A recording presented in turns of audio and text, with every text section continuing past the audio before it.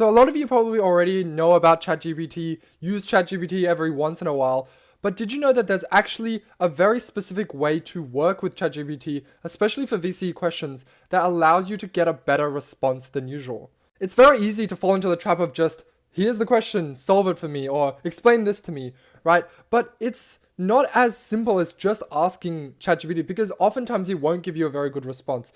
And it's super important that you figure out how to actually structure a prompt and maybe even train it with a little bit of information about your specific topic before you ask it or before you just send in your rubric or send in your question, because then you'll get a significantly better response. And you have to understand that with ChatGPT, it doesn't know what you want. It can't guess what you want. It can try to like go in a general direction of what it thinks you want, but it won't know unless you tell it. So if you want it to go through it step by step, tell it to go through it step by step. If you want it to explain it to you like you're a 10-year-old, then tell it to explain it to you like a 10-year-old. Because whatever works best for you is not what works best for other people, and ChatGPT doesn't know. So you need to tell it and train it to do what you want. Now for VC specifically, you can actually go on to Explore GPTs and use one of the GPTs that I've made that has already been trained on the VC study guides that allows you to get a significantly better result. For example, let's say we're looking for biology. We can head to this VC Biology GPT,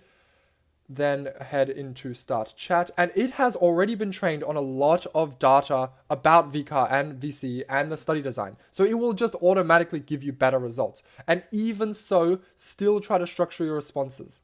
So, for example, explain the process of photosynthesis. If you wanted to make it simpler, you can say, explain it in more detail, or explain it with more steps, or explain it step by step, or just say the inputs and outputs. Whatever you want, make sure you actually tell it. So many students sometimes just think, oh, ChatGPT just sucks, right? It never tells me the right thing, or it never tells me it in the way I want it. But you have to go and tell it to explain it to you how you want it.